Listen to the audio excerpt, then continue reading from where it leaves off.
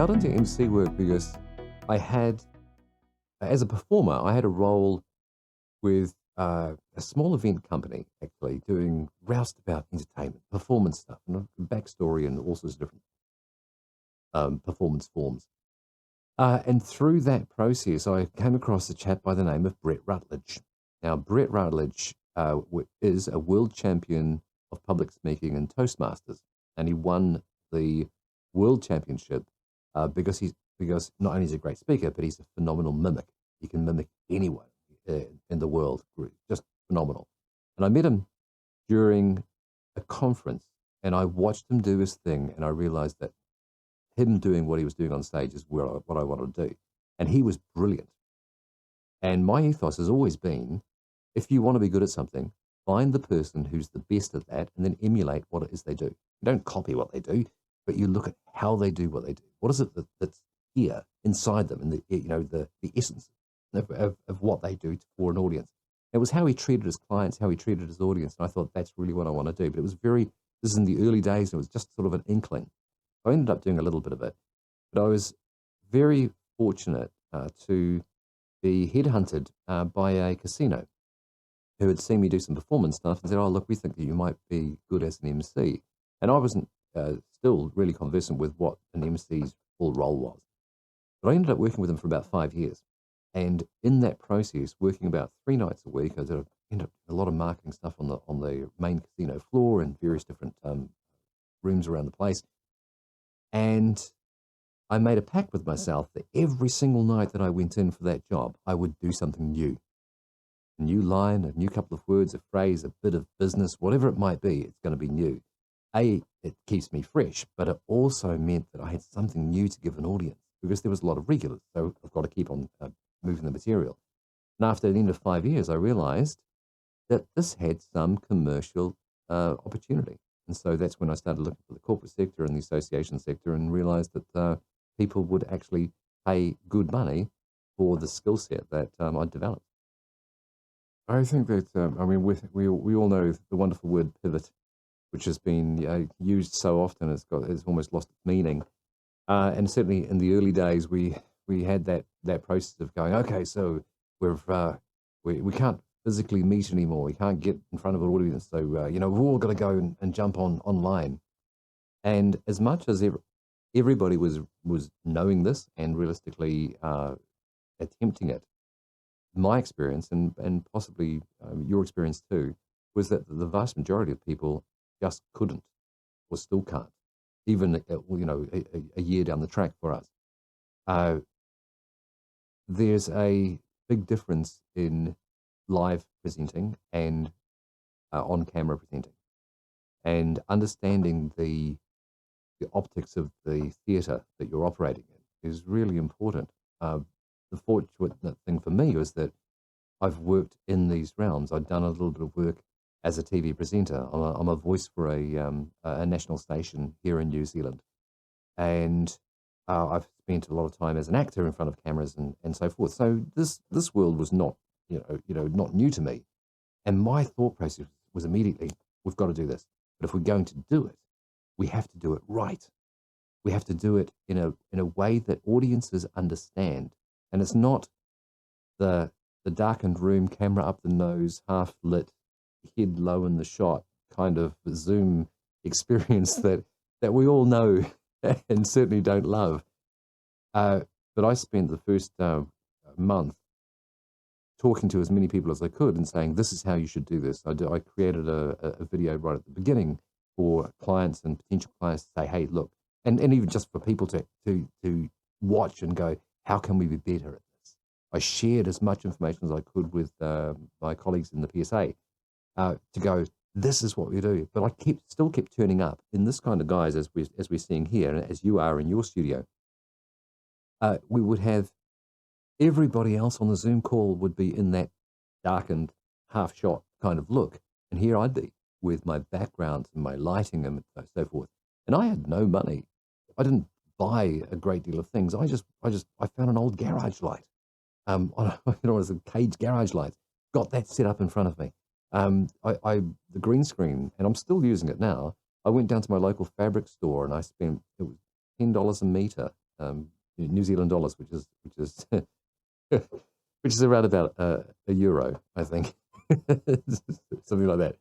Um, for a few meters of material, and threw that up behind me, and just kept on adding. Went to the local Bunnings warehouse over here, hardware store, and bought a couple of work lights and threw those on the floor as well. And so the majority of the stuff that is still here, obviously over the time I've built it up again. But I think that for people like us in this game, that if you haven't already transitioned to being able to use these tools and understanding the technical aspects of it and how an audience perceives you on the other end of it, then you're going to be have a very set of diminishing returns as a speaker. We have to get good at this because this is not going to end quickly. And if we want to be still in this game, then moving to different ways of presenting your skill to an audience is imperative. When I saw the Facebook post about the conference, I thought this is something that I've got something that I think I can share that is of benefit for the speaking world, and it's not the technical side of it. This is anyone can go and buy a camera, and anyone can go and buy lights, and anybody can sort of set this up. And television itself has been around for a century. That's not new. There's no real innovation in any of it. We're just plugging things together. What it is an innovation in thinking. And that's really what I'm going to be talking about. The mindset that we need as speakers to be able to navigate the challenges that we've seen over the course of last year and as we go into the future. And I think that's going to be impacting us for at least the next year and a half to 2 years.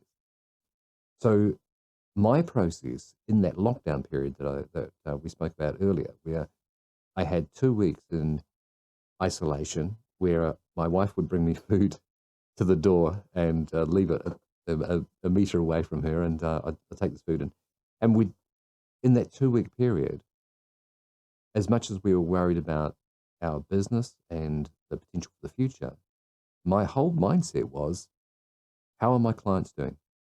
What is it like for them? Because my main organizations that I work for are associations. And associations are like us.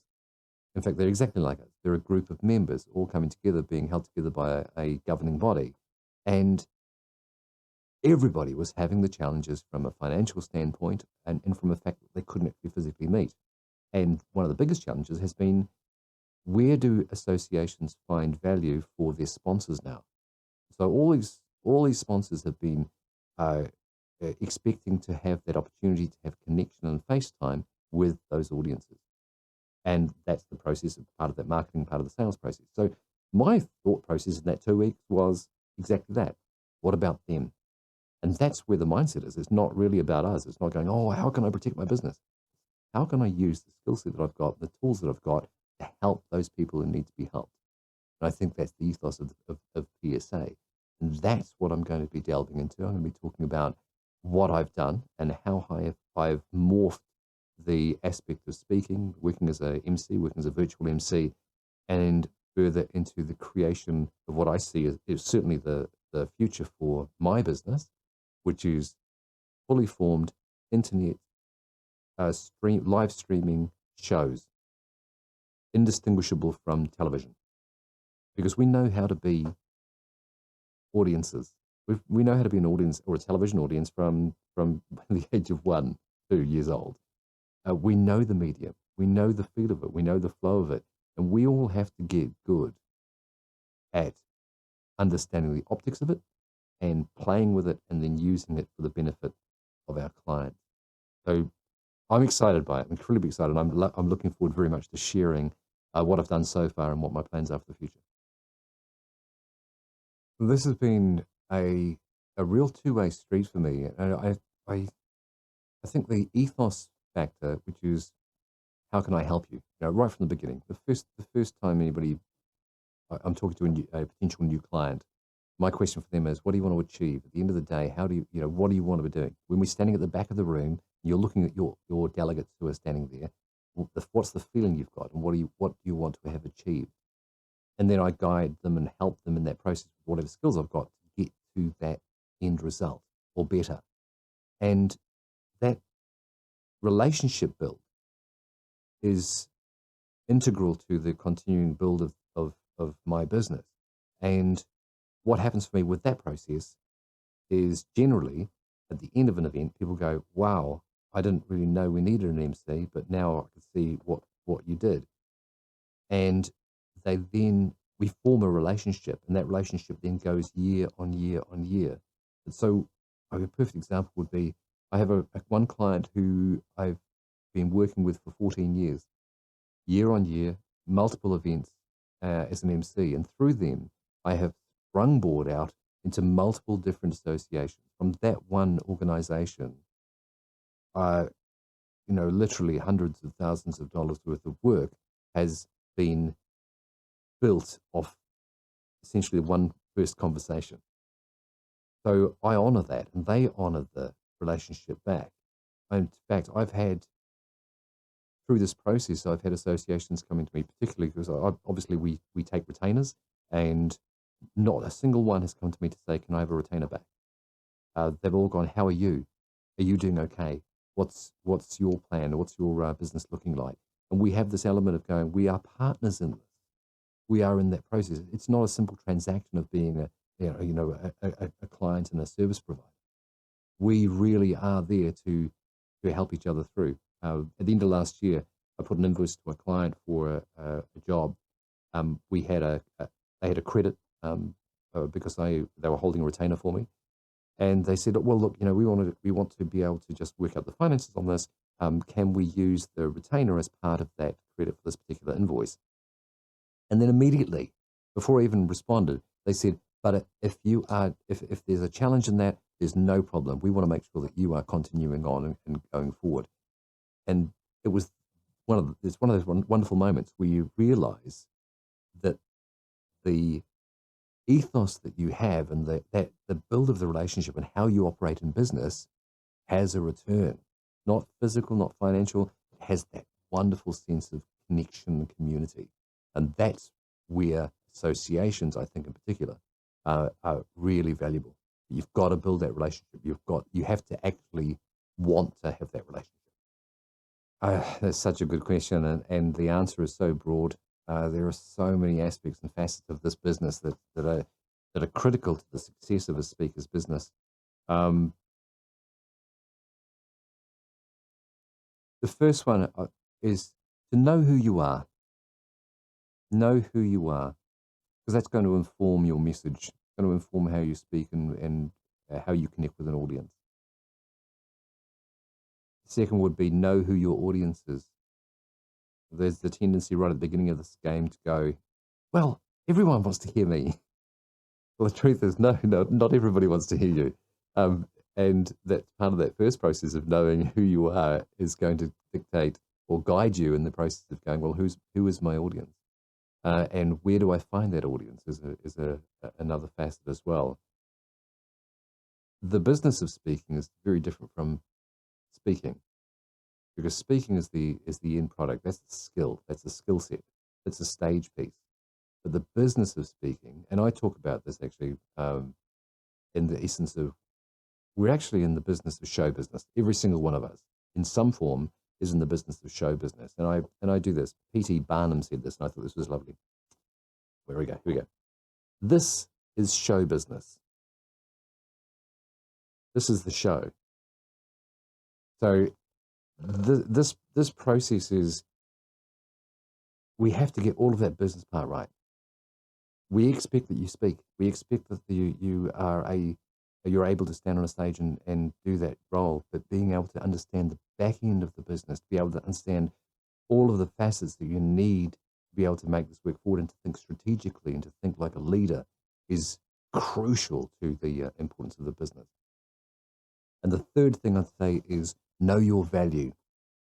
And that's probably one of the biggest challenges I think that we have as a speaking profession, is the ability to stand firm and go, this is the value of the message that I bring for you. And that comes from multiple different facets, and there's a lot of confidence factor that goes into that, and experience to be able to command the fees that are commensurate with the skill set that you bring. But if you know yourself, If you know your audience and you know your value, then you have a exponential chance of success in this game of being a business speaker. And that's the beauty of PSA, is that you get to rub shoulders with those individuals who you look at and you go, you're the best at this. How can I emulate what it is that you do? And this particular conference, Innovation in Speaking, is going to have those speakers there. And I personally am looking forward to being, as I always try to be, the worst in the room. Because if I'm the worst in the room, that gives me so much room to grow. I never want to be in the room where I'm the best in the room.